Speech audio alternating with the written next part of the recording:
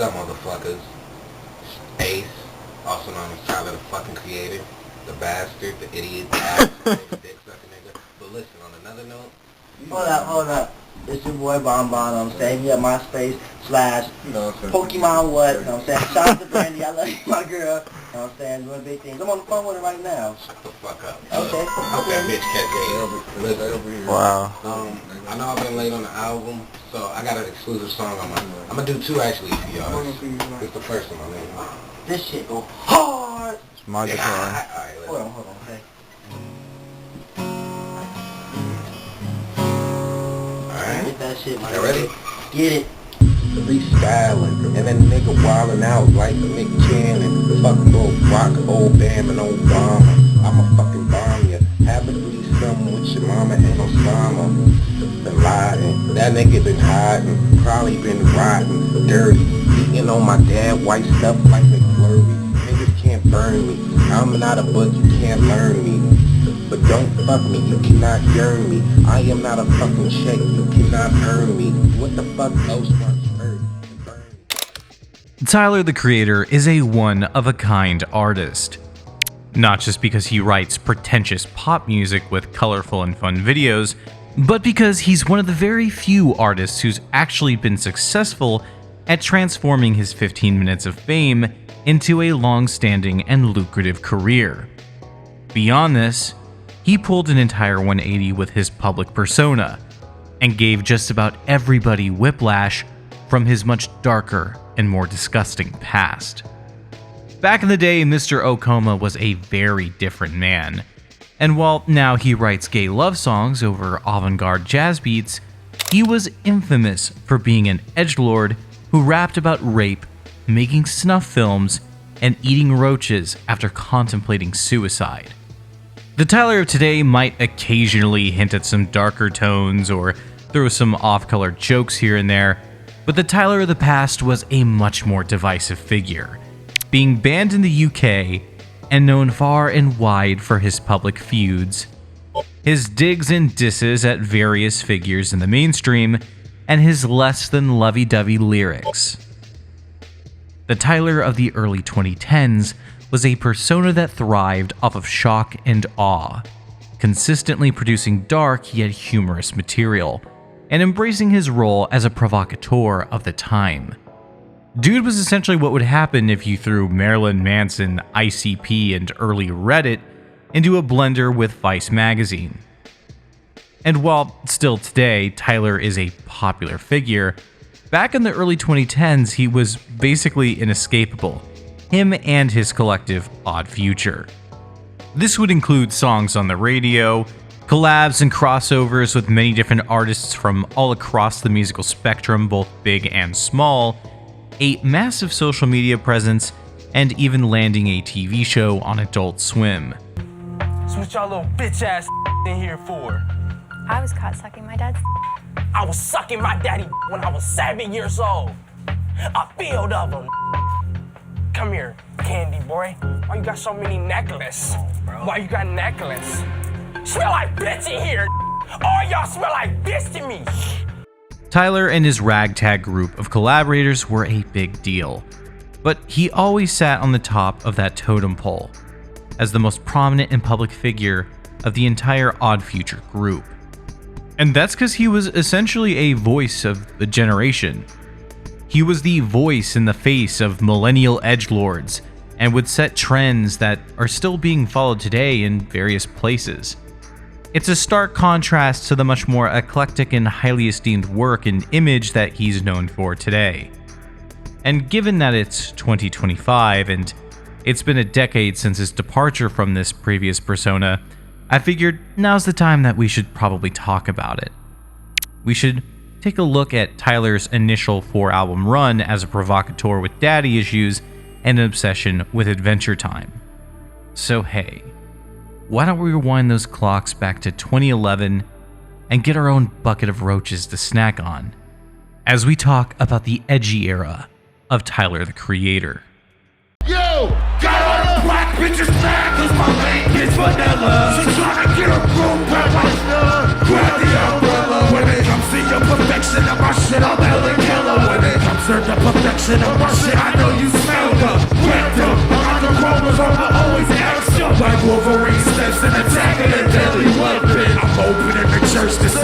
a Led Zeppelin. Fucking bitch.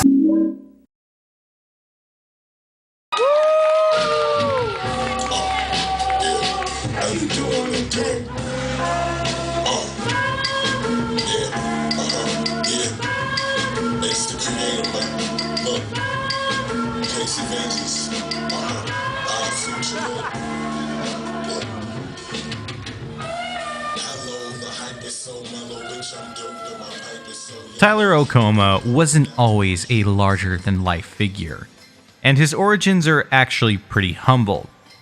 Growing up in a southwestern area of Los Angeles named Hawthorne, it's your typical LA shithole with not much to do, and is probably a big reason as to why Tyler was so attracted to art. Because as someone who's personally lived in some SoCal shitholes, it does teach you to love your alone time creating things. Now that being said, Tyler did have a bit of a unique situation that would cause him a lot more isolation than your average kid in LA growing up. Tyler's childhood was spent constantly switching schools all across LA, attending 12 different schools by the end of his education. And despite what many people might have guessed, he also wasn't some well-loved or well-known class clown or jokester figure. Rather, Tyler often found himself being a bit of an outcast and a nerd, even to the point of getting kicked out of drama class when he was 13 for being too hyper and obnoxious. He was also rejected from his at-the-time school's band class because he couldn't read sheet music either. 8th grade, I tried out for drama club. I got in and got kicked out within an hour because she said I was too hyper. 9th grade, they wouldn't let me join band class because I couldn't read music. But I still had the passion, and I'm on 2 instruments now, picking up a 3rd. But undeterred by any of this, Tyler would end up teaching himself piano, and obviously, his skills would develop into the fantastic work he's capable of now, with his darker take on jazz-style chords and songwriting. And it was during this same time that he and a few of his friends would come together to create the infamous and influential Odd Future Wolfgang Kill Them All. Odd Future for short. Put your fucking hands up! Aquatic, atomic, the way I bomb it, Islamic promises, ignorance is common sense. Straining my glottis, fucking hungry hippopotamus. You niggas older than the pot of pit. Obnoxiousness is what Now, OF could have an entire series of videos made about it, with just how much that went on with the collective and all of the notable projects that they created, as well as the careers that it would launch from the many notable figures who spawned from its ranks. Some names here would include the likes of Earl Sweatshirt, Frank Ocean, The Internet, and Mellow Hype. And this is just a few. There's even more lesser known, more underground figures that also came from Odd Future. But what made these guys so special? Why were they such a big deal when they initially popped off? And to answer that question, it's a pretty simple one. The hip-hop landscape of the late 2000s was the era of Young Money.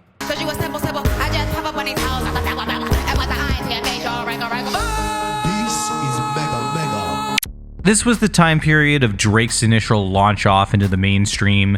Weezy was considered king, Eminem was just beginning to enter his flop era, and if you wanted anything different from what the mainstream had to offer, then you were stuck digging in the trenches of the lyrical, spiritual, individual side of rap. I'm a spiritual, lyrical, individual, spiritual, miracle, lyrical, individual, spiritual, miracle, individual. This entire era was full of vapid bars and street fashion, debauchery, and toothless gangster threats. So not too much different from the way it is now. So a young rapper bringing a more punk-style energy to hip-hop, with lyrics about being a sadistic serial killer, disses against blog critics, and brutal depictions of rape and obsession and angsty teen ramblings about parental figures, well, that was a breath of fresh air for the time. And the taboo factor of the darker songs on display would actually end up resonating with a lot of young adults and outcasted teenagers. And this is what would end up really leading the charge for the entirety of Odd Future, and garner them the following that they had.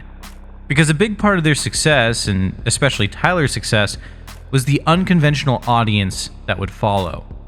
They would include your typical hip-hop fans in the mix, but more than anything, Odd Future's fan base was made up of a giant melting pot of people from various subcultures and groups who would ultimately carry them and help them build their own niche to thrive within.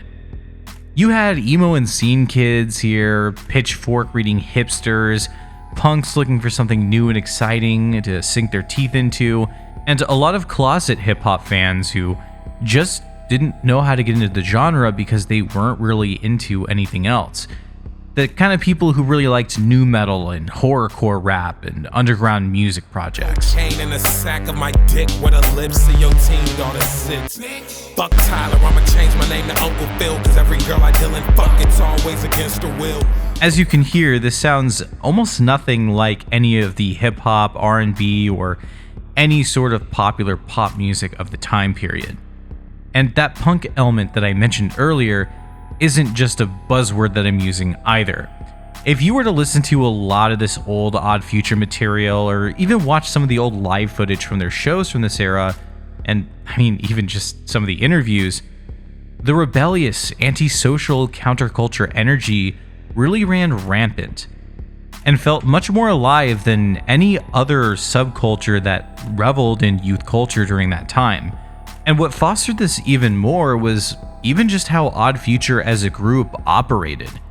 It was much more in line with something that you would see from an underground punk band, where they did just about everything internally with a very DIY style to it all, and gave most of their music away for free through their website and other sites that hosted material such as DatPiff. And yes, this is a dime a dozen approach today. During the late 2000s, this was a relatively new concept. Believe it or not, in the early internet days, it wasn't all that common to come across artists just giving their stuff away for free, unless it was actually dog shit that nobody wanted. So operating this way, as well as being a very unconventional take on hip-hop and music in general, this would end up really helping Odd Future and more directly Tyler the Creator have a large edge in getting their self-promotion going and engaging in early viral marketing. But none of this is what would lead to the success of the group. That wouldn't come till much later, but their first big hurdle that would throw them into the eyes of many would be the release of one particular album. Well, look, if you don't talk, I mean, these sessions are gonna go slower, so... This is what the devil plays before he goes to sleep. Some food for thought, this food for death, go ahead and fucking eat. My father's dead, well, I don't know, we'll never fucking meet. I cut my wrists and play piano cause I'm so depressed. Somebody called a pastor, this bastard is so possessed. This meeting just begun, nigga, I'm Satan's son.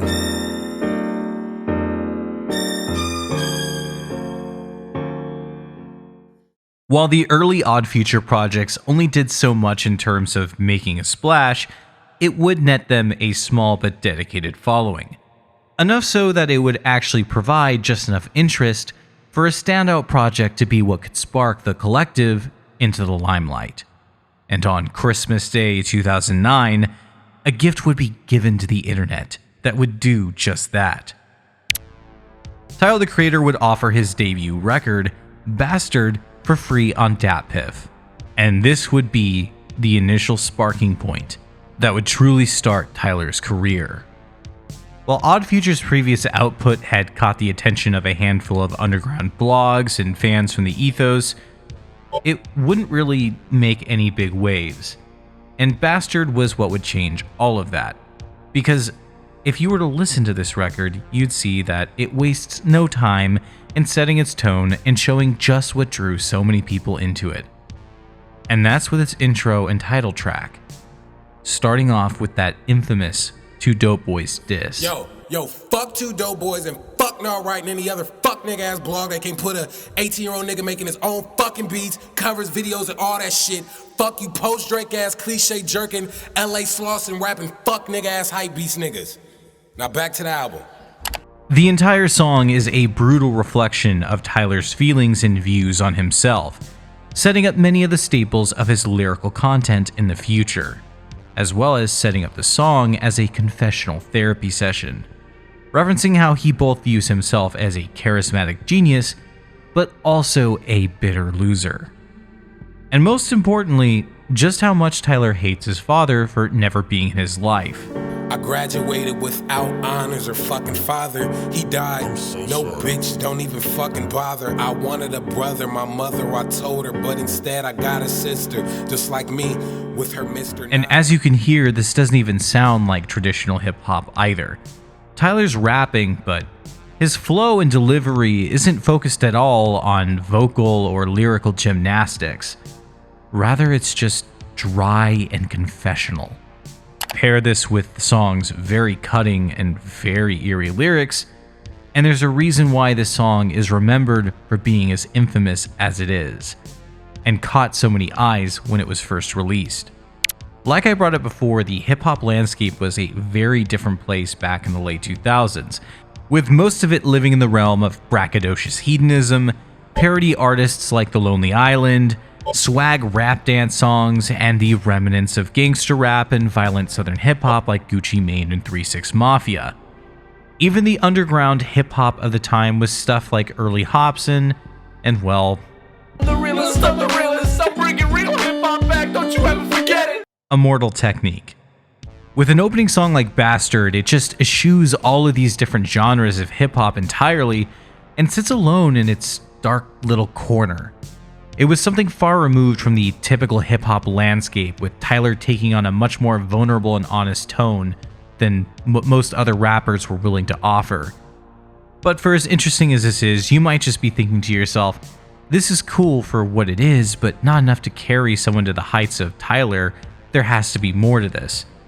And, well, if you're saying that, you are absolutely right, because Tyler's hook was dichotomy in tone, sound, lyrical themes, and you know what? I'll just let you hear the opening of the very next track on the record.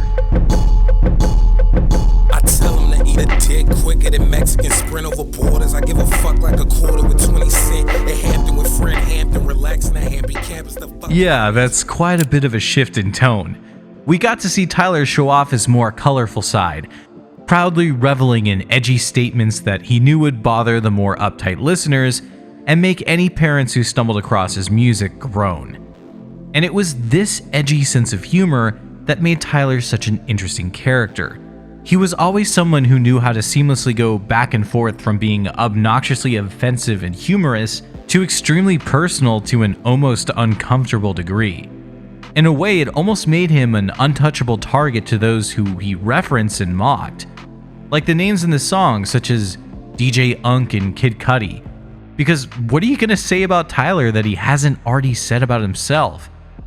It's this dichotomy that really resonated with teenagers and young adults at the time. Though this was a double-edged sword. Because despite how fun I'm making this seem and maybe you actually enjoy it, if you didn't really grow up with Odd Future, it might be a bit hard to see just what made their work so special when you're a jaded adult. A lot of times, the tasteless lyrics and dodgy production and, let's just be honest here, the 3 edgy 5 me moments of pure edge can be a massive turnoff for newcomers. Though Bastard for the most part doesn't suffer from this issue outside of songs like French and Tina, because the greater amount of its lyrics focus on Tyler's personal struggles, and when he embraces the more twisted themes of rape and murder, they're done so in a tongue-in-cheek way, separating them from the typical juggalo horrorcore style normally used when taking on these subjects. A great example of kind of what I'm talking about here would be the songs Blow and VCR. Blow on its surface is a track about Tyler taking some girl he likes on a date, only to violate and murder her. Though if you pay attention to the theme of the track, it's less about the vulgarities showcased and more so about the insecurity that Tyler feels in regards to his dating life. Introducing the second verse of the song with lyrics that initially come across as Tyler bragging about being a player, but when put into context with some of his other lyrics about struggling with dating and even on this track having to resort to sexual assault in order to get laid, it recontextualizes this phrase into showing just how Tyler likes to pretend he's a player, but in reality, he's forced to resort to violence to get what he wants. Now, VCR on the other hand shows off more of the satirical and tongue-in-cheek side of these darker lyrics, where it's lyrically actually quite tame when compared to most rap songs tackling the subject, though it is paired with a very groovy and almost sexy sounding beat. When paired with the track, it almost comes across as a mean-spirited parody of romantic hip-hop tracks. Now, to switch gears a little bit and talk about the other side of this record's themes, Bastard heavily focuses on Tyler's issues with growing up without a father figure. And for the most part, this is what really defined a lot of his early work. And on this record, there are multiple songs that heavily focus on this topic. These include the songs Bastard, Seven, Pigs Fly, Tina, and Inglorious, just to be specific. And with the name of the album itself being a reference to fatherlessness, it would be silly to expect anything less. Though if I did have to pick out of this pile which one I thought fit the subject of Bastard, it would be the closing song on the album, Inglorious. My father died the day I came out of my mother's hole and left the burden on my soul until I was old enough to understand that the fucking faggot didn't like me much. He loved my moms enough to bust a nut and then he changed it. Bring your pops. Inglorious was Tyler's most honest and real effort at this point, with little to no references to any of the edgy subjects that the rest of the record indulges in. Rather, Tyler spits verses here that talk about how both he and his little sister grew up fatherless and being abandoned before they were even born. Growing up with their mother working tirelessly to play both roles as well as provide for them. And all the anger on this aside, it still holds up and is really heartbreaking and honest. Something to keep in mind was that during the time of Bastard's release, Tyler was still only 17 years old. The beat on this is way more mature than anything I would ever expect to hear from a teenager from the 2000s. But as the story goes, Bastard would be a project that would blow up. Not huge, but enough. At least enough to catch the attention of more niche figures at the time like Anthony Fantano, who would actually review it and talk about it, and introduce Tyler to his very dedicated audience that he had during this era. And this would end up resulting in Tyler and Odd Future getting a lot of underground attention and becoming a defiant force in the industry. Again, this wasn't really their point into the mainstream, but they were starting to really get internet cred, underground recognition, and get on people's radars. But this underground success wouldn't actually last all that long, because it would only take about a year and a half after Bastard's release, in 2011, for a little song to come out known as Yonkers.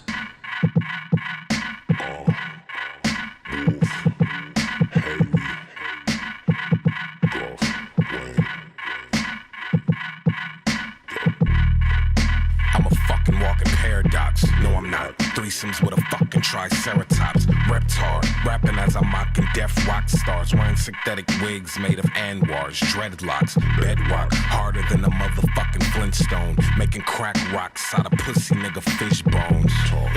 This nigga Jasper tryna get grown. About 5'7" of his bitches in my bedroom.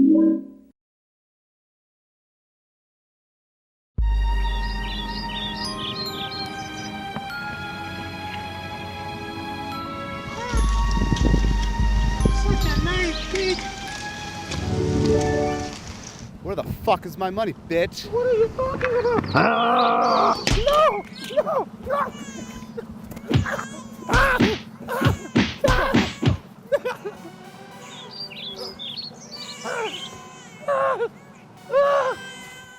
Yonkers was a song that would both launch Tyler's career into the mainstream as well as haunt him for many years to come. The track still holds up today as a complete banger, with a dark and catchy beat, lyrics that really cut to the core of what defined Tyler during this era. It's a dark, angry, self-loathing mess that includes lines lashing out and dissing big artists in the industry. And it was these disses at Bruno Mars, B.O.B., and Hayley Williams that would ignite a firestorm, especially when paired with the use of slurs and references to spree killings.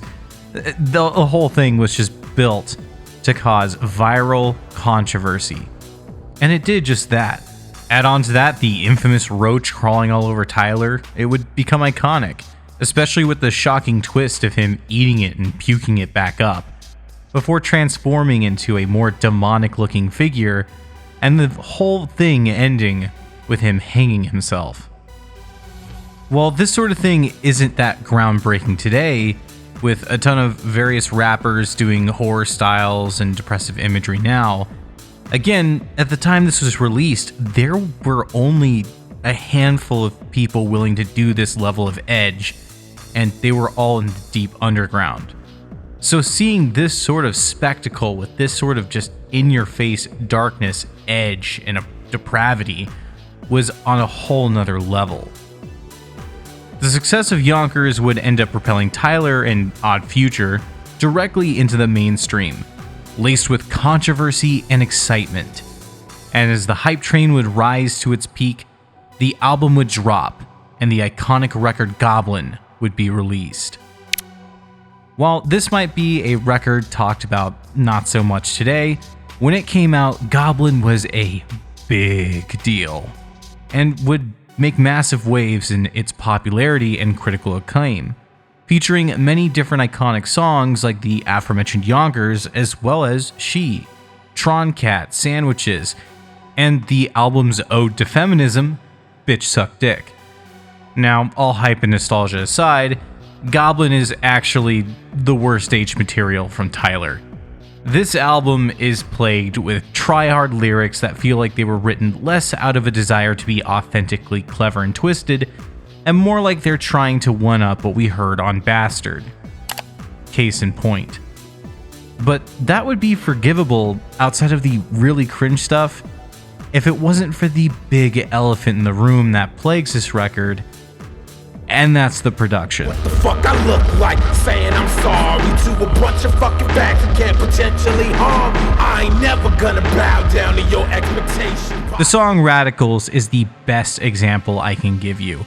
It's a song written to sound and feel like an anarchy-influenced punk track about rebellion, youthful angst, and playful intensity. But this is all shot in the foot because the whole track is coated in reverb that softens any punch the beat could have had, and the lyrics on display go from juvenile to, "Hello, I'm 11 and Reddit's a cool website." And sadly, this issue plagues the majority of the record. So much time on this album is spent lamenting critics and worrying about controversy and what people might think, as if all of Tyler's antics leading up to Goblin weren't built to create controversy and get viral attention. And outside of a few standout tracks like the ones I mentioned, the tacky production job and corny lyrics really kick the chair out from under the feet of Goblin, leaving its highlights to choke to death on what is at best a mediocre record.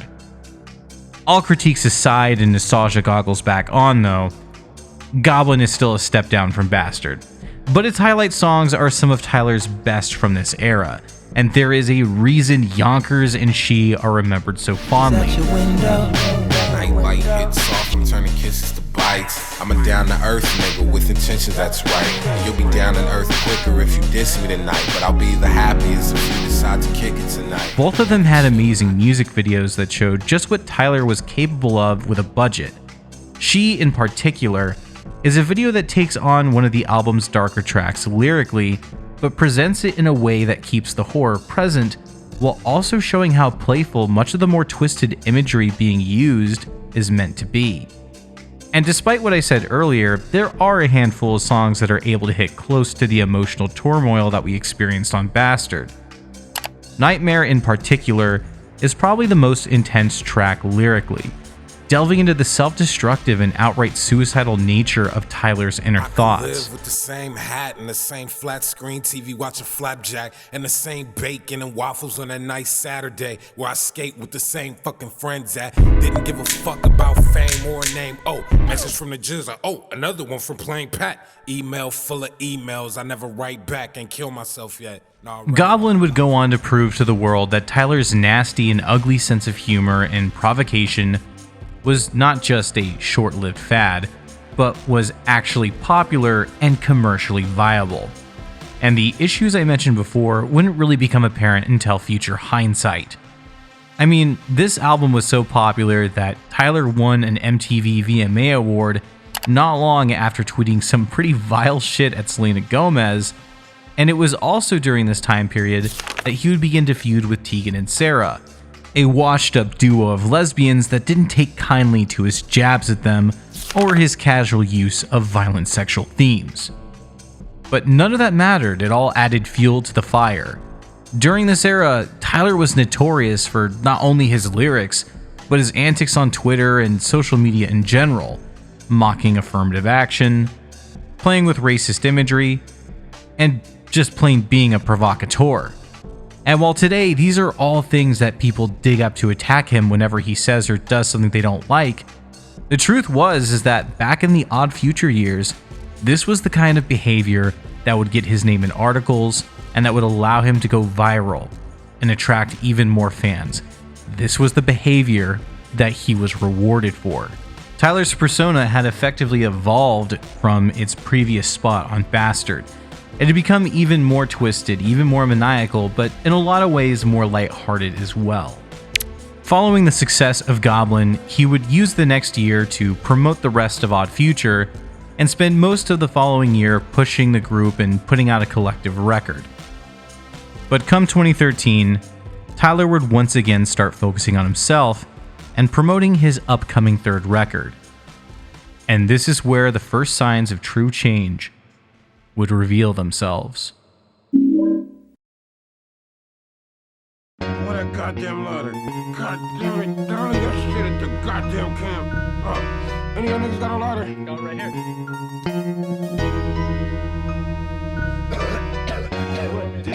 You want me to do it? Oh yeah.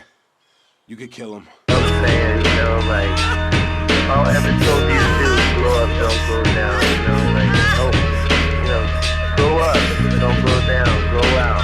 Stay away from Satan, fucking pussy. Fucking faggot.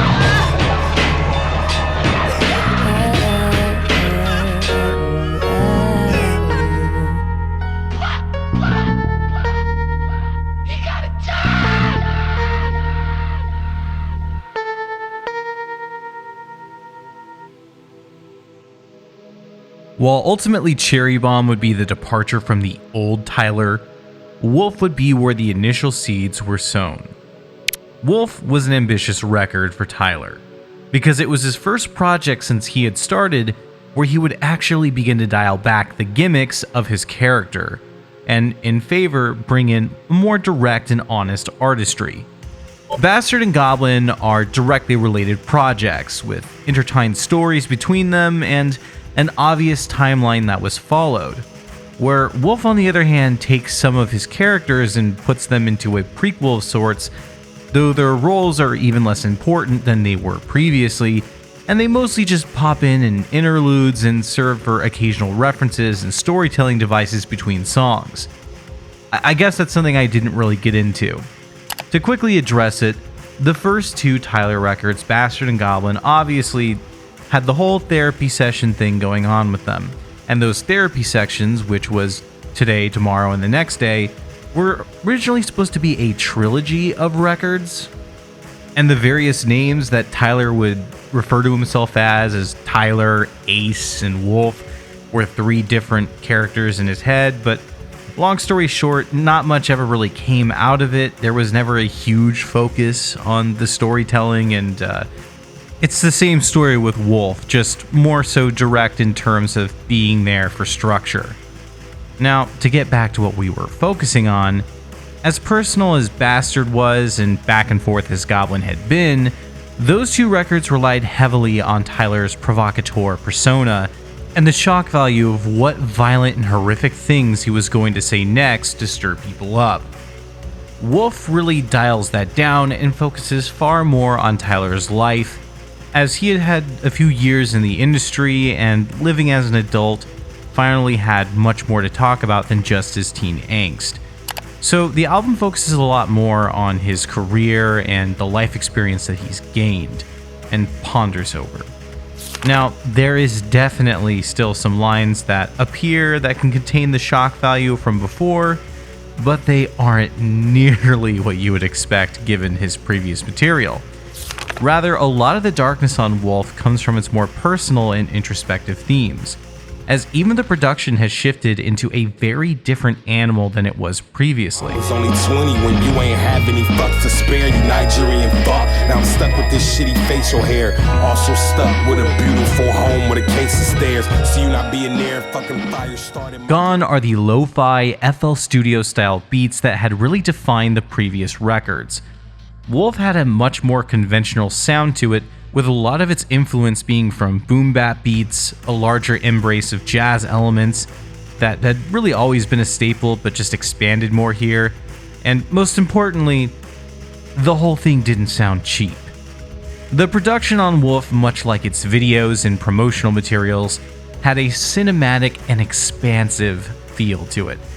Everything felt bigger, more lush, and grand. Even songs like I Fucking Hate You, which more closely resembles some of Tyler's older work, still retains this grand and expensive sound. Fucking with my emotions. The fuck is all this noise about? I even consider picking up smoking. You turn to a bitch, you let the dogs out. But in my doghouse. Despite this stark contrast from his previous material, though, there wasn't a massive reaction to it at the time. If anything, Wolf was celebrated for its maturity, and on a personal note, it's still my favorite Tyler record to this day, and what made me a fan back in 2013. In a world where kids my age are popping mollies with leather, sitting on Tumblr, never outside or enjoying the weather, can name a sweater but not a talent, or don't know if whether or not they got one, try to change their life for the... In many ways, Wolf as a record felt conclusive. There was an air to the album that made it sound like it was the end of the line. Now, no lyrics or quotes from interviews really hinted at that, but there was a feeling in the air of, where does he go from here? Because the changes were evident, and in order to move forward, Tyler was faced with the choice of either having to reach backwards or continue to cut down the elements that had previously defined him if he wanted to keep moving in the direction that Wolf had set him on. And 2 years later, that's exactly what would happen when his fourth album would drop and everything would change. Wow! Grover No Hiker, 20th Century Tyler, the creator? Oh, yeah, what's up, man? Say, that's a really sick hat, man. Oh, thanks. It would be really cool, man, if you had a car just like that hat to raffle off at your 3rd annual Camp Flog Gnaw Carnival, starring Pharrell, Rick Ross, Cherry Glazer, Mac Miller, games, rides, prizes, hot dogs, juice, skate park? Man, and if the car came with a mechanic? That is a good idea. Matt. Come 2015, the end of the line would come for Tyler's image as the world had known it. He would hype up his at the time upcoming record as being his favorite work that he'd produced to that point, calling it his favorite child and putting a ton of effort into promoting the album. And at the time, the hype was real. People were excited about it. Wolf had, just like Goblin, blown Tyler's notoriety pretty high, and also, there was another high-profile arrest that happened in 2014 during his set at South by Southwest, where he was accused of starting a riot. So, years of hard work and dedication were paying off. At least it would have, if it wasn't for one simple fact. That being that the album was Cherry Bomb. Look, I know this album has curated a dedicated fan base over the years, And for those of you that do enjoy it, this is some of Tyler's most ambitious and creative work. But that being said, the reason it has a reputation behind it mostly stems from the fact that this was such a huge curveball of an album.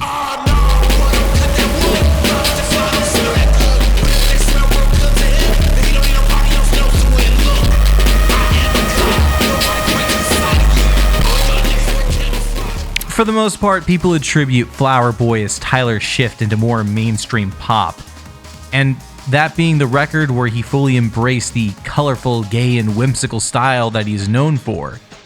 But the reality is it was just the project that people gave him a chance to do that on, and where he dialed back his more avant-garde approach in order to actually achieve that success. Cherry Bomb, in many ways, is the progenitor of modern Tyler. This is where just about all the darkness that he was known for was dropped, and the embrace of love songs and positivity was put into full view. Not to mention, the jazz songwriting was made the clear priority over the rap bars.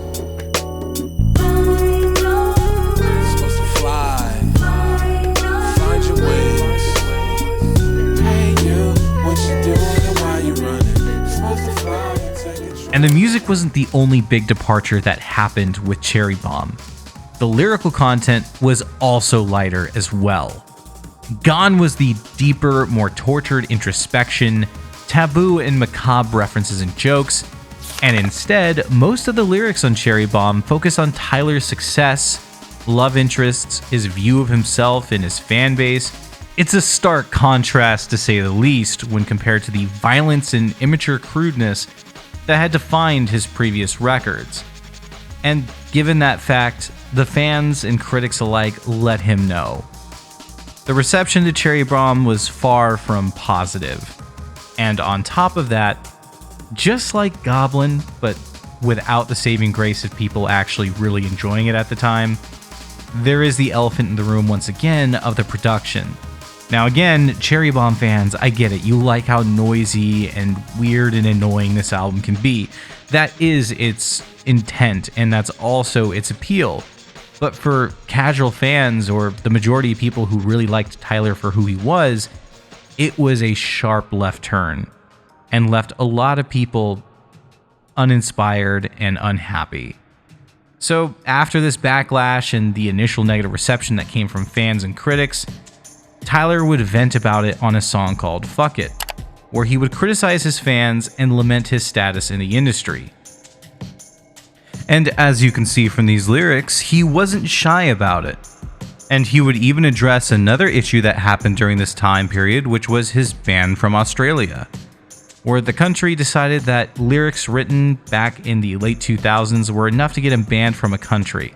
Cherry Bomb was essentially the bookend of an era, because after this, not only would Tyler continue to shift further away from his roots, but another big thing would happen, and that would be the end of Odd Future. As throughout 2015 and 2016, the collective would just dissipate. A lot of drama and bad blood would begin to boil amongst a lot of the longtime members, and others would begin to leave. The group would try to dial this back and say that nothing big was happening, but given Haji's infamous freakout at Camp Flog Gnaw 2015, it's obvious that there was trouble in paradise. And come 2016 and onward, there would be a absolute lack of output, with occasional songs from some of the lesser popular artists, and yeah, Odd Future for the most part just went silent. And Tyler himself would even hint at this with some of his tweets. And from here, we all know the story.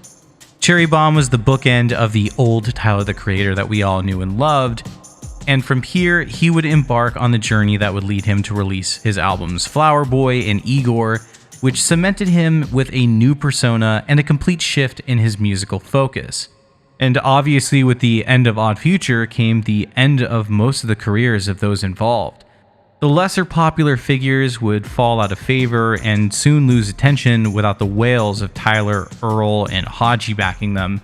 And speaking of Haji, even he would go silent for many years after 2016.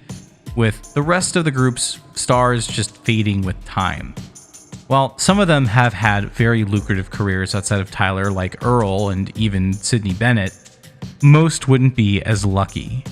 And while that's just the nature of the entertainment industry, the shift in culture that happened during the latter half of the 2010s also just isn't a place that would allow a brash, offensive, and ridiculous group like Odd Future to exist in the first place. But that being said, Tyler's legacy is one that will be talked about for quite a long time. Like him or not, he is a creative force to be reckoned with. And while today he's beloved for his avant-garde style and artsy-fartsy projects, his roots will always be in the edgy underground hip-hop scene of the early 2010s. The nasty, provocative rapper who loved to pick at wounds and get under people's skin. Now, before you go, this is my wall of shame. The list of names who give me money every month to make sure that this channel stays operational. And hey, all jokes aside, I couldn't thank them enough. They make this whole thing possible, and it means the world. I really love making videos for you guys, and I've got a lot more in the chamber. I've been meaning to talk about Tyler for quite a long time, actually. This video has been in the works for probably the better part of 2.5 years. Back when I first started, any of you who are here from that period in 2022, I had a really crappy video about Bastard that I did, and I took it down very early on because I just wasn't happy with it. Early Tyler is very important to me. Like, I'm not a big fan of his new stuff. It's not bad, just not my thing. I kind of fell off around a little after Flower Boy came out, but in high school, I was obsessed with his first few records. I was one of those toxic Odd Future fans from back in the day. So it's been something I've been meaning to talk about for a while, just because I do think it's fucking hilarious, and also it's kind of a head spin to think about just how different Tyler's persona has become since, you know, he was Goblin back in the day. I'll just say that. So I hope you guys enjoyed the video. I had a lot of fun making it, and like I said, this one's been a long time coming, so I know it might seem like a curveball. It's not. It's from one of the OG videos on this channel. That being said, I hope you guys have a fantastic fall, winter, whatever we're entering into. And I've got a lot more videos coming up, hoping that the next one's a big project, but I'm not going to say the name of it. No promises, because war never changes, and that video is like childbirth. There's so much fucking work that has to go into that one. So, yeah, I'm not sure what's next. Stay tuned and find out. But that being said, follow me on Twitter, support me on Patreon. Links are in the description. And for one-time donation, there's coffee. And, yeah, I'll see you in the next video.